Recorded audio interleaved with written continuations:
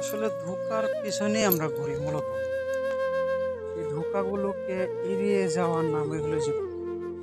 কিন্তু আমরা তো মানুষ, আমাদের একটা হৃদয় আছে।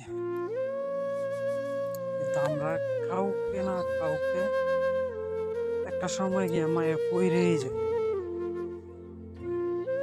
ঠিক আছে?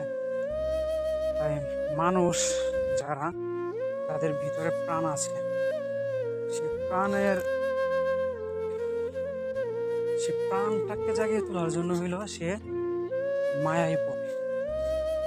মায়ায় সে পড়বেই। সে জীবনে অনেকবার মায়ায় পড়বে, অনেকবার না পড়লেও সে একবার হইলেও মায়ায় পড়বেই। কারণ কি? একটাই কথা, তার ভিতরের একটা মন আছে, সেজন্য সে মায়ায় পড়বেই। মায়ে না পড়ে সে কোনোদিন থাকতে পারবে না।